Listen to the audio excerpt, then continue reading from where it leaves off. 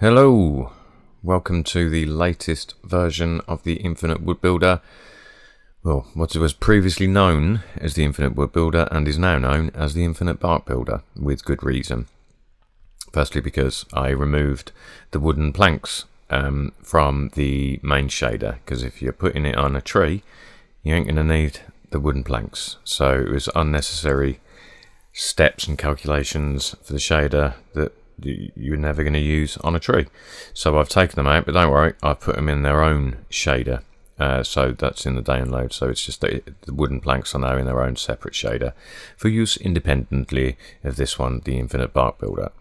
You'll have to excuse me because my other laptop has just died from heat, and that was my main one, and now I'm using an almost archaic 2060, so bear with me. So yeah, here we go. This is the latest Infinite Bark Builder. As you can see, it's a lot more it's a lot less complicated. There is a lot less controls. There's still the same amount of control, but I didn't think you needed it all on the main control group, so I put them inside, which we'll get to in a minute. But what I'll do is just run through all this. If you've had the previous wood builders, you know all this, but if not, you're probably going to know anyway. You can pick your mapping here. I'll just leave an object for trees, but you're cool. Overall scale, I'll just put the things in, there you go. It makes a scale, and it affects all the formations. All three of these will affect everything down in this line here. So yeah, that's scale. And then strength, which goes directly into the displacement node, does that. And here we've got main color ramp. And again, you may already know this, but just to quickly explain, this is anything that says ramp at the end is referring to a color ramp. So if I just put one in, if I wanted using this data here to have this in here, so this would display exactly what is currently set in this setting, I would first just drop the colors in. Again, this is just to display visually how this is working. So now if I look, I've got color 1 and color 2 in the right place. Color 1's position is 0, which it is. Color 2's position, am I in color 2? Yes, is 0.668. So in the position, I just put 0.668. There we go. So now that mimics exactly what's going on here. So if you move this to the left, then it's like you're doing that. Okay. So if you add more of the darker of the two, which I do now, then the tree will get darker. It functions the same as a color ramp. All right. Okay, so moss is just straight here, much quicker. Just adds it using the normals, I believe, the Y or the Z. And this is the color, so it's screen, so it's ignoring the black and only displaying the green, which you can see it's just teetering there.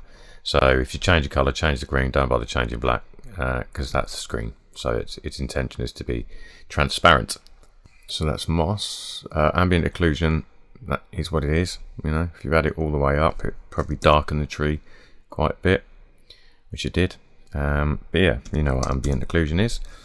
Right, let's get to the barks. So bark 1 being the default. It used to be wood grain as default, but now it's bark 1. So it doesn't have a slider, but each of them have strength. This basically functions the same as the rock builder now. So you've got bark 1, the strength is right here. At the moment, I've mixed in 0.471 of bark 6. So if I opt the strength to 3 of bark 1, only bark 1 is going to be stronger, as you see. If I put 6 all the way up, I'm only going to see 6, and that's how this whole chain works. If you're mixing formations, let me just put that back to 1 and that back to 1. If you're mixing formations, if you've got the lowest of them mixed at 1, only formations you mix above that will have any effect. Mixing in bark 4, which is underneath it, won't make any changes because bark 6 is 100% mixed in over the top of everything above it. It's only if I've mixed in, say, a bit of bark 8 that you'll see changes happening. So now it's mixing 6 and 8. And again, you can individually change the strength of each one if you want to see a bit more of 6. There you go. All right. So that is the barks, and now they're all running through the same chain. So instead of bark, normal bark and vector bark, he's just got 13 different bark textures to play with, and there's a wood grain mix separately. So if you mix that in, the displacement gone, and it just puts in some kind of wood grainy type swirly pattern. The colours accessible right there. So the displacement effects. Okay, so random extrusions just adds chunks to the tree like that. Just moves stuff about. They're quite random, obviously, but all these controls, extra controls, are in the group. We'll get to that in a bit.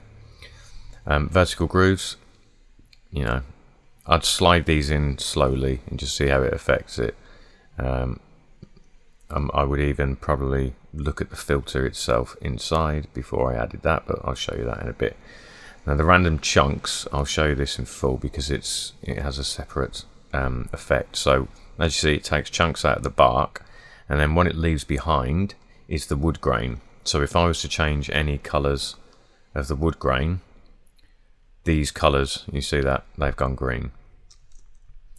So whatever it takes off the bark of the tree, it just displays the wood grain underneath. Those colours are there. 0. And you can mix these as well. You can have 0.5 extrusions, 0.5 grooves, 0.5 chunks. That's up to you to play around with. Displacement reduction. Right, so if I just zoom out a bit, sometimes you'd want the displacement to smooth off as it joins the other trunks, because you don't want displacement on the smaller branches. It makes them look weird and fat. So I'd want to, if this was going to join a branch with no displacement, then I wouldn't want any displacement here. I'd want it to smoothly not be there. So to do that, we have displacement reduction. Now let's see where the level is at the moment. If I do that, you can see changes are being made. It looks like it's quite high. So you can see it's taken the displacement right out here, but left it in here. And this height check is so you can clearly see where the line is. So anything that's black is going to tell the displacement, calm down, lads. And the white is going to leave it alone. And using, again, you've got object UV, it's default object, but you can try UV if you wish. And the height, apparently going backwards makes it higher. So yeah, so you can see if I bring that down halfway down the tree, I've got quite a smooth gradient here. It's going to smoothly transition between no displacement, sometimes on low displacement.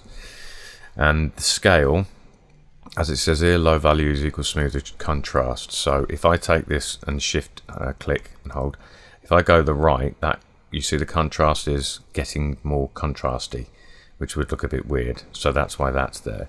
If you go to the left, then it smooths it even more, but you don't want it too much. It's kind of a nice value. But yeah, coupling, checking that, and the smoothness and the height, you can be damn sure where that displacement has been affected. So now if I go back, just control click shift the main shader, we'll see that the displacement level has moved down. So everything up here, that's just bump, making it look naff. But there is in fact no displacement whatsoever until you go further down the tree. It might even be easy to see if I put the strength up of the overall strength to 4. There you go, it's clearer now. So you can see loads of displacement and then none whatsoever up here. That is what displacement reduction mix does. Put that back to 0. Color effects 1 and 2. Let me put the strength back down because that looks crazy. Let's put that down to 2. And then get back down. We've done that. So the color effects, yep, just slide them in. This one I believe at the moment is set to screen, though this is all editable inside the group. We'll get there. And then this one I believe is set to multiply. So it's only going to show the darker values. So if I slide that out, again we'll get to the inside of the group when we're done on the outside. Before we do go inside, just finish off here. We've got the principal BSDF, and you only really need roughness, I think. So that's really the only one I've put there. You know how roughness works. Fresnel, you mix in as much of that as you like. That's a bit too much. I think I might actually quickly need to check the Fresnel. Bump, you've got a couple of 3 choices now. So you've got bump 2, bump 3 and bump 1. Play with them. You can mix them together as well if you want. But yeah, they just make some funky changes to the bar there. That's my color ramp down there. So with all that said, if you click the control group and then press tab, we are now within the main control group. As you see, each formation, I'm in rock builder mode, each bark texture has its own group. So as we're control tab, by the way, gets you back out. So as I'm clearly using the default texture bark 1, the changes can be made here. So if you're mixing barks but you only want to affect one of them rather than using the overall scale and the main control group, you can just mess around with these. So each one of those barks has all these corresponding groups, and the same goes for the wood grain, which is right there. The color effects, like I showed you earlier, as I say, the first one is on screen at the moment, hence it's only looking at the white, and this one's on multiplay, so it's only looking at this red color. But you change them around if you want to mix them. Then you've got 2 new colors, but that's why they're set to screen and multiply, and then their filters are available here. They're pointless, I will remove them. And all the displacement effects, like the random extrusions and the vertical grooves, they all have these. So again, shape ramp. So this shows that, and shape ramps will always be black and white. So at the moment, black is on 0, white is on 1. If I was to drag that over, it would be as if you're moving the white inside, further into the color ramp. That, I believe, is everything. Yeah. Oh, quickly, I'll show you very quickly the wooden plank shader if you did miss that. That's now in its own shader, which, when my slow computer, there it is. So that's the wooden plank shader now. A lot of just mess with them. The actual, again, going in the main control group, you've got all the filters, the additional controls, and because it's all based on bricks, you got the 2 nodes here.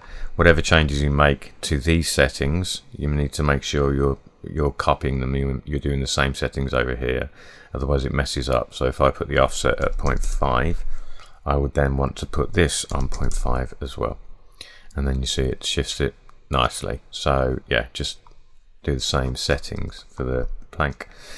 That's the lot. I'm going to quickly look at that for now.